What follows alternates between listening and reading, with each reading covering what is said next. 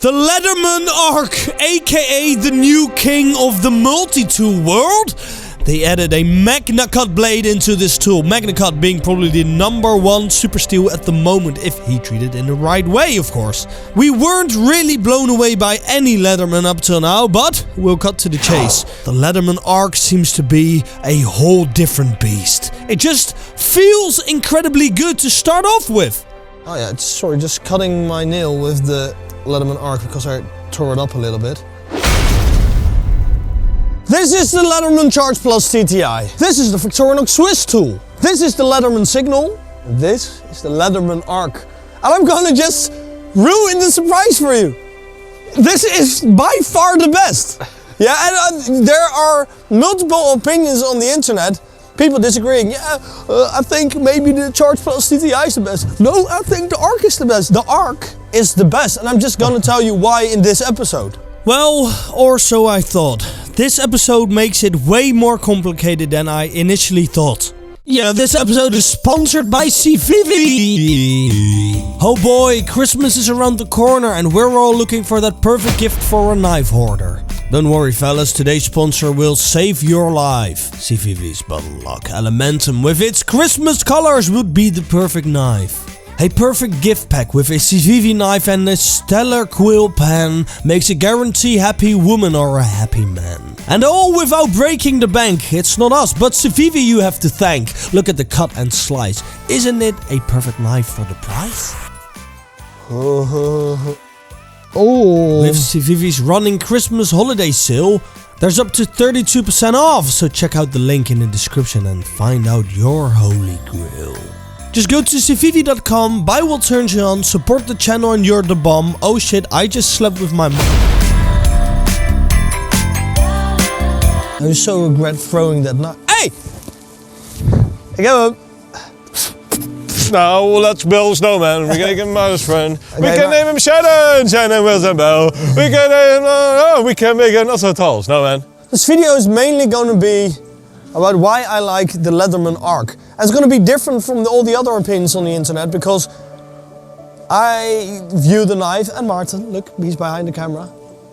We will view the knife more in an outdoor kind of angle. Hey, even though the knife is not designed for that at all. So if you want more information about this knife, look at other videos because we are going to do very specific tasks with this knife, which more revolves around outdoor stuff. This is however going to be a video showing why I have been waiting for months to make this video so I could finally take this knife home and start to use it. And actually using it instead of people talking about it behind the desk. First of all, this feels like how I always imagined Leatherman would feel like. This feels like a fidgeting tool. It's got magnets and stuff, and everything that's got magnets feels good. What this is all about. One-handed opening. A Magnacut blade. Magnacut. Yeah, and that's in a multi-tool. That's not the only improvement they've made on this blade, Martin. This is S30V, yeah. And I'm gonna tell you one big thing. This knife is ready to go because it's bloody sharp already. This knife, we had to do a lot of sharpening to it. Or so we thought. We tested out the sharpness on the scale and to our surprise, the knife wasn't as sharp as we had hoped. Okay, that's not good. Another try. The lower the better. So 188. So I'm going to give it like a 6 out of 10 for It's not bad. Sharpness. It's not usable. bad. It is not completely perfect. I don't know how that is, but... Then when we actually sharpened it, we ran into the next problem. I couldn't sharpen it at the angle that I wanted because the thumb stud was in the way. Thumb stud. Oh yeah, can you remove the thumb stud or not? Is it removable? So that means that in order to sharpen this knife, it requires more effort than the Charge Plus TTI model because I have to remove the thumb stud every time, which was kind of a bummer because that wouldn't have been the case if they had given the blade a different way to grip it to open the blade. And also something very weird was going on because I couldn't really get it very sharp on the belt grinder. So after the video I really had to sharpen it by hand to get it really sharp, and then it was possible. Yeah! Woohoo! So somehow isn't really keen on the belts or whatever. I don't know what. Maybe it's the carbides and the steel. This hand sharpening was done after we shot the whole episode, so stay tuned if you want to see how this knife holds its edge with rope cutting. For now, we wanted to test out some outdoor features of this multi-tool. This should be a flaw on this knife, I've read on the internet. So I've got some wire here, and let's cut it. Okay, not hard. So it's okay. Let's give it some harder wire, Mikkie, because that is just copper. Okay, before I do that, I want to start off with something a little softer, and I need this for guitar string, so let's see if we can do something very practical. Guitar string, ready? Small guitar string. Oh! Oh, it did that very easily. We started with the Victorinox, which did this the best. And there we go, 3, 2, 1, cut! Oh, whoa, that really does as well. Leatherman Charge TTI Plus. 3, 2, 1, are you ready? Yep. Go! Oh, that's way harder. Then it was the Arc's turn, and I'm very sad to say that it kind of confirmed the findings on the internet. It did break the pliers. That was pretty easy to mimic. Okay, so let's see if on the thicker part it can do it. No, it absolutely completely breaks it. What is it? Yeah, a little bit broke off. Yeah, look, it's not even connecting completely anymore there. Oh yeah. €100 Victorinox. Grab out the wire and literally cut. It is easy. It is literally easy. Yeah. The next thing that could be useful is the hammer.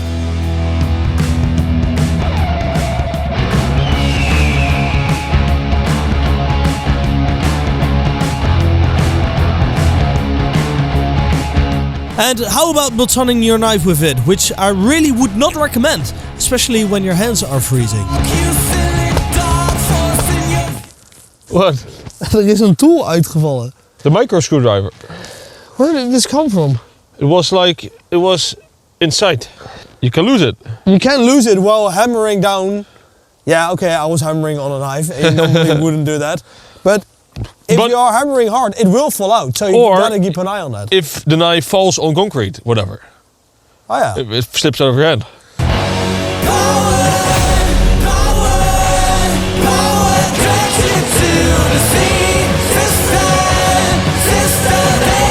Another thing fell? Yeah, so the other replaceable thing fell out. So I will tell you, if you hammer hard with this thing, you will lose pieces. Okay, but it's good to know because there is a hammer on there because it is like the tool you have at hand. So if you need a hammer, this is gonna be functioning as your hammer. Yeah. And then you're gonna lose tools. Les Stroud used to make fires and used to survive with a multi-tool. If it's cold like this, a steel multi-tool like this is going to be so bloody cold in your hands. My hands are freezing my ass off. One problem, the whole forest is wet. How are you going to split wood? Well, we have a trick for that. But I'm going to make it from this end. Okay, I'm not going to make it from this. I found this piece which is absolutely drenched. But look at how much fat wood there is in there. That's all resin. Jesus, so that will burn. Wet. I mean, this cannot even get wet because it's so much resin in there. So I'm just gonna try and see if I can split this, which I'm gonna do by sewing it halfway.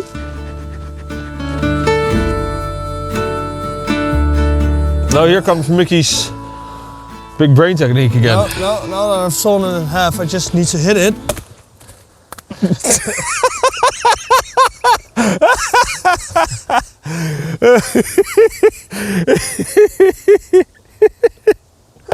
I hate this video! Sadly, I was messing up one of the key essentials with the splitting technique, which I again didn't realize with my next piece of wood. No. No. Oh my God. I think it might be because of the cold. Yeah, maybe. No, it wasn't because of the cold. It was because you need to hit the wood on a different spot instead of on the cut itself, like you can see Ray Mears doing here. And somehow the execution of my wood splitting looked slightly different than how it looked when Mr. Ray Mears did it. Look.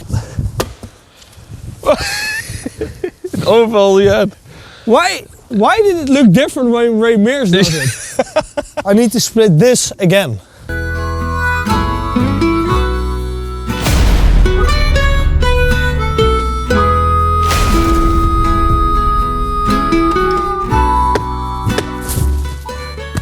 It came on me! Jesus! Look, and now I have my split wood with the dry inside, and I can now make a fire. Easy does it. Yeah, so I'm very sorry to say that we forgot to make feather sticks with the factory bevel. We sharpened it too soon in the video, so this is all we have. I think you should do a lot of shavings as well. Yeah. Okay, and I'm gonna give it a 6. Okay. It still isn't bad for a multi-tool, but because it's not what it's designed for.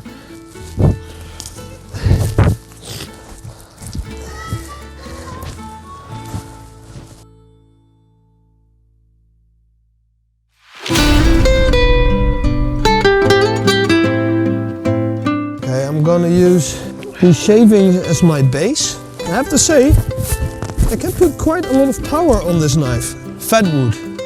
Yeah. Which is in here.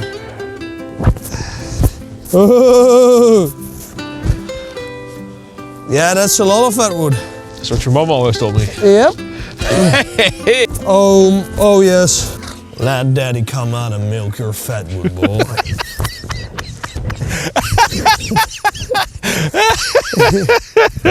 Then, the part that I gotta light.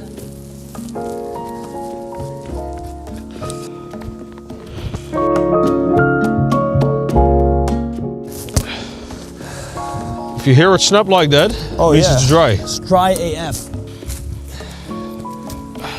This is the best for fire making this. Will burn even when wet, yeah.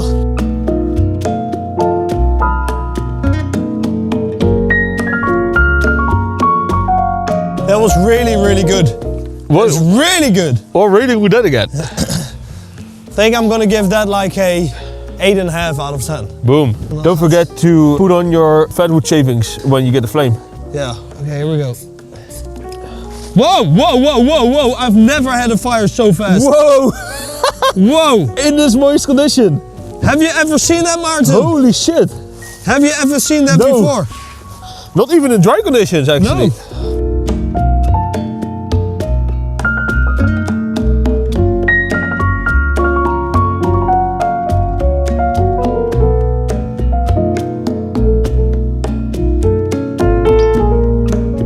You did it.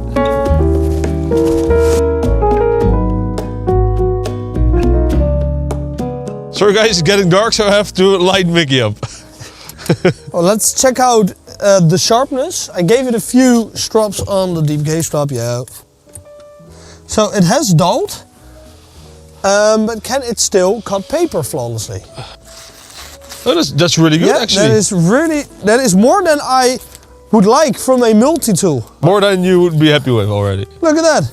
Yeah, that's really good. Yeah, there are 1,000 tools on here which we didn't review, but luckily there are enough videos on YouTube to cover most of them. We focus more on the survival capabilities and especially the knife. So after all of this, we sharpened the knife by hand, as you've already seen, and cut 5 pieces of thick rope with it. That would be very good if a small knife like this could handle that, and things are looking like it was heat treated nicely. Okay, that's almost exactly how it began, literally. Look at that. Yeah. That's some really good Magnacut. Oh yeah. Yeah. Is this the best multi-tool in the entire world at this moment? I don't know, but it is the best giveaway that we've ever done. It is. We are giving away the DBK Bushcrafter N2 Club 23 mugs, thanks to DBK. The all-new BPS Bushmate that we designed, 6 out of 6 numbered edition, thanks to BPS. A Falcon Even A1 thanks to Knives and Tools. A TRC K1S Plus 2 Duke TFG editions, thanks to Tools for Gents. A Bark River Bravo 1 thanks to Blade HQ. The Civivi Elementum Bundle Lock and Pen Combo thanks to Civivi. A 2 half-breed blades thanks to Half-Breed. That's a very giant ass giveaway. The Leatherman Arc.